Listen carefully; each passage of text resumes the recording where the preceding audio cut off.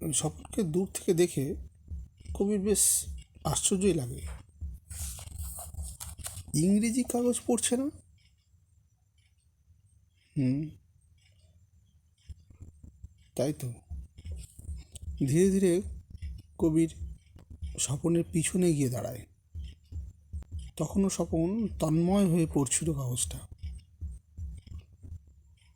পরনে স্বপনের পরিযায়ী শ্রমিকের পোশাক, হাফ প্যান্টের ওপর লুঙ্গি ভাঁজ করে বাঁধা, গায়ে একটা পুরনো টি শার্ট, মাথায় গামছা গোল করে বাঁধা, হাতে পায়ে সিমেন্ট বালি, পায়ে চটি। পেছনে কারো উপস্থিতি বুঝতে পেরে হালকা ফিরতেই স্বপন দেখে সুপারভাইজার কবিরকে দেখেই ছেঁড়া ইংরেজি কাগজটা ফেলে লজ্জা পেয়ে হাসে। কবিরের বয়স 40-এর কোঠায়, স্কুল ফাইনাল পর্যন্ত পড়াশোনা। তবে যতটুকু করেছিল মন দিয়েই করেছিল। বিল্ডিং কন্ট্রাক্টর হলেও মনের শুভ চেতনা মরে যায়নি। অনেক কষ্টে নিজেকে প্রতিষ্ঠিত করেছে। স্বপনকে কবির আর 5টা শ্রমিকের মতো দেখে না। কবির বুঝতে পারে স্বপন যতই নিজেকে লুকানোর চেষ্টা করুক না কেন, ছেলেটা একটু আলাদা। স্বপন 25 বছরের সুঠাম স্বাস্থ্যবান ছেলে, গায়ের রং ফর্সা, দেখতে বেশ সুন্দর, চোখ দুটো ভাসা ভাসা। তবে তাতে ভীষণ যত্নে কিছু লুকোনো আছে। কি ব্যাপার স্বপন? যেভাবে ওটা পড়ছিলিস তা দেখে মনে হলো তোর ও কাগজ পড়ার অভ্যেস ছিল। বেশ সন্দেহের ভঙ্গিতেই পান চিবোতে চিবোতে ওর দিকে এক দৃষ্টিতেই কথাগুলো বলে কবির। না না না না কবিরদা, ও কিছু নয়, ওই একটু রেস্ট নিচ্ছিলাম, তাই ওই ছেঁড়া কাগজটা একটু নাড়াচাড়া করছিলাম। এই বলে একটু অপ্রস্তুতভাবে মাথা নিচু করে মাথা চুলকায়। ও, নাড়াচাড়া করছিলি বুঝি? একটা মানুষ প্রায় 7 মিনিট পিছনে এসে দাঁড়িয়েছে, তারপর বাবুর হুঁশ হলো যে কেউ দেখছে। কি ভুল বলছি? এবার কবিরের গলায় বেশ স্নেহ মেশানো কিন্তু গম্ভীর স্বর। ওই একটু চেষ্টা করছিলাম দাদা। এই বলে এক মিষ্টি সরল হাসি হাসে স্বপন। পানের পিসটা ফেলে স্বপনের কাঁধে হাত রেখে কবির বলে, না, তুই যতই বলিস ক্লাস 8 পর্যন্ত পড়েছিস, বাবা মা আর পড়াতে পারেনি ইত্যাদি ইত্যাদি, কিন্তু বিষয়টা তা নয়। সত্যি করে বলতো, তোর প্রকৃত বিষয়টা কি?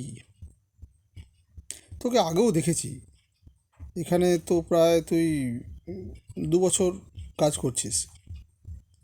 এত কম বয়সে, কম সময়ে এত ভালো কাজ কেউ শিখতে পারেনি। তোর হিসেব নিখুঁত। ইঞ্জিনিয়াররা যা ইংরেজিতে বলে তা তুই ভালোই বুঝিয়াস। কী বিষয় স্বপন? লুকাস না আমাকে। এবার স্বপন আর লুকোনোর চেষ্টা করে না।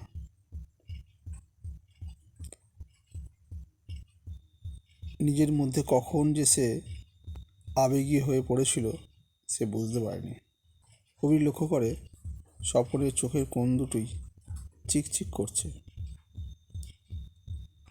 স্বপন বলে, তুমি যখন ধরেই ফেলেছ এবং নাছর বান্দা, তবে শোনো।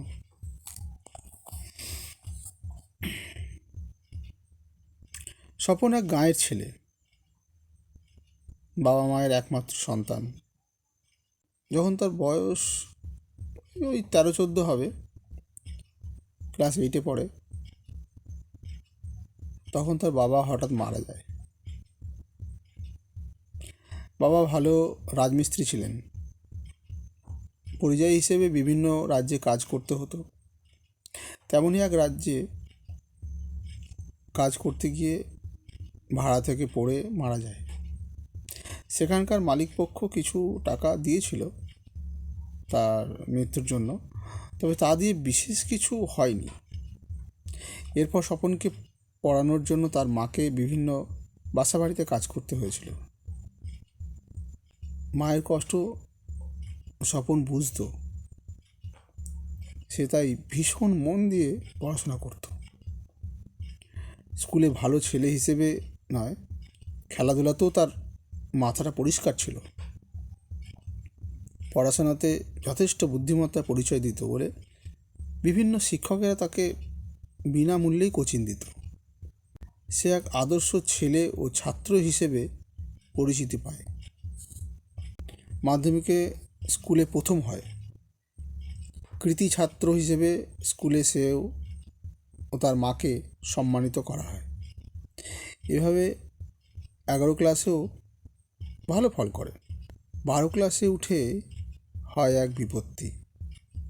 তার জীবনের মোড় যেন এক লহমায় বদলে যায়।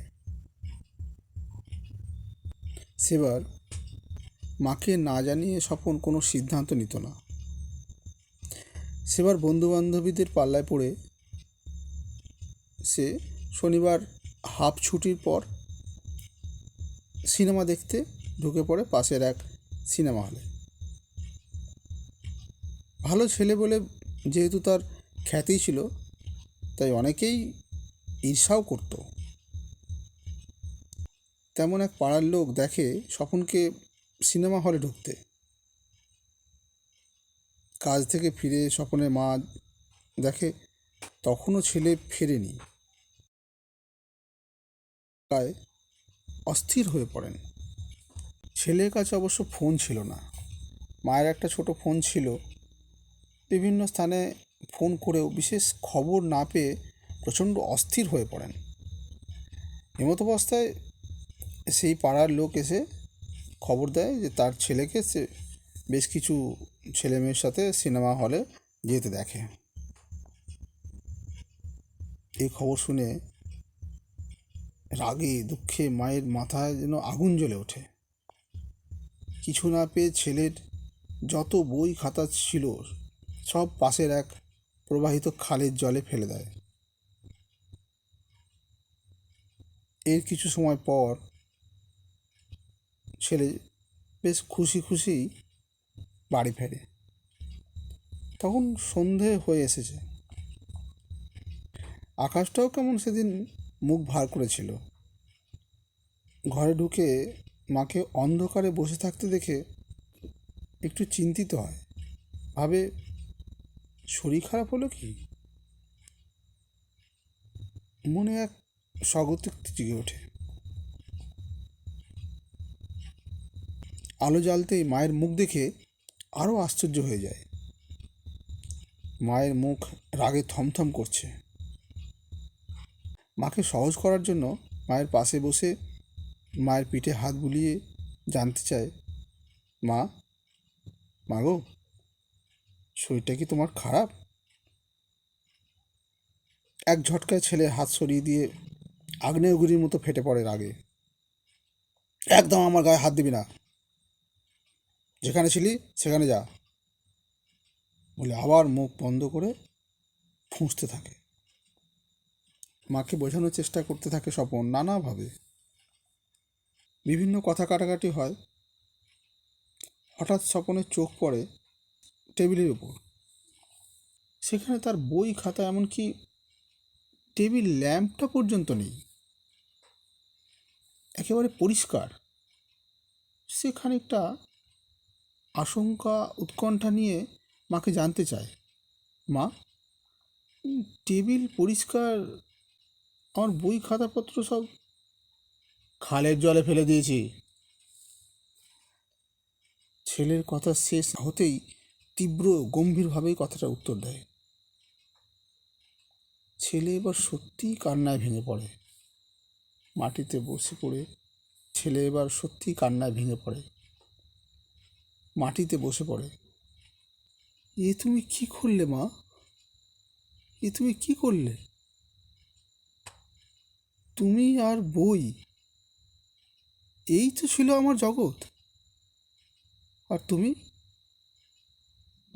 আর আর বলতে পারে না। কান্নায় বুঝে আসে স্বপনের গলা। স্বপনের মনে হলো নিয়তি যেন তার স্বপ্নকে গলা টিপে মেরে ফেলল। স্বপনের স্বপ্ন চিরতরে হারিয়ে গেল। ছেলের কান্না ও আকুতিতে এমন কিছু একটা ছিল। মায়ের তখন সম্বিত ফিরল। এতক্ষণে তিনি নিজেকে বুঝতে পারলেন এ কি সর্বনাশ করেছেন রাগের মাথায়। এরপর মা নানাভাবে স্বপনকে বোঝাতে থাকে, সান্ত্বনা দিতে থাকে। সে যত কষ্টই হোক তিনি তার বই কিনে দেবেন, এমন সব নানান সান্ত্বনা। মায়ের ওপর তীব্র অভিমানে একটি কথাও তার গলা দিয়ে বেরোলো না। মা ভীষণভাবে অনুভব করতে পারে ছেলের এমন নরম স্থানে আঘাত করে ফেলেছেন যা অপূরণীয়। সারা রাত মা ছেলে কেউই কিছু খেলো না। মা অনেক পীড়াপিড়ি করেছিলেন, কিন্তু কোনো ফল হয়নি। স্বপনের মা জানতো ছেলে ভিতরে ভিতরে ভীষণ জেদি। ভোর রাতে মা যখন ঘুমিয়ে পড়ে ক্লান্তিতে, তখন সামান্য কিছু জামা কাপড় ও তার জমানো কিছু পয়সা নিয়ে বেরিয়ে পড়ে ভিন্ন রাজ্যের উদ্দেশ্যে। যদিও মা দুশ্চিন্তায় পাগল হবে জেনে ট্রেনে উঠে একজনের ফোন থেকে মাকে ফোন করে জানিয়ে দেয়। মা বারংবার তাকে ফিরে আসতে অনুরোধ করে। স্বপন শুধু একটা কথাই বলে, মা। স্বপন শুধু একটা কথাই বলে, মা, তোমাকে পড়াশোনা আমার শিক্ষা দিয়ে খুশি বা সম্মানিত করতে পারলাম না, কিন্তু অর্থ কষ্ট তোমার আমি রাখবো না। এরপর স্বপন ভিন রাজ্যে বিভিন্ন স্থানে কাজ করে। শেষে ওই কবিরের সাথে তার পরিচয় হয় এবং সে তাকে যোগ্য কারিগর করে তোলে। স্বপনের অধ্যবসায় দেখে কবির মুগ্ধ হয়। তাকে কখনোই চোখ ছাড়া করেনি। তবে স্বপন প্রতি মাসে তার নিজের খরচের মতো কিছু রেখে সব টাকা মাকে পাঠিয়েছে। মাকে ছেড়ে আসার পর মা অসুস্থ হয়ে পড়ায় মাকে দেখতে গিয়েছিল একবার। মা তাকে পুনরায় পড়াশোনা শুরু করতে বলে। এমনকি তার স্কুলের বন্ধুরা, শিক্ষকরা তাকে ফিরে আসতে অনুরোধ করে। সে মাকে একটা কথা বলে, তুমি যদি আমাকে জীবিত রাখতে চাও তবে আমার এই আত্মবলিদান যেন ব্যর্থ না যায়। কোনো মা যেন তার সন্তানকে না বুঝে এমন সিদ্ধান্ত না নেয় যাতে তার জীবনটাই বদলে যায়। প্রত্যেক মায়ের আবেগ নরেন্দ্রনাথ দত্ত যেমন বিবেকানন্দ হয়েছিল তেমনই যেন হয়। এতক্ষণ শুনলেন আমার স্বরচিত লেখা হঠকারিতা। যারা ধৈর্য সহকারে আমার গল্পটি শুনলেন তাদের আমার আন্তরিক ধন্যবাদ। শুভরাত্রি।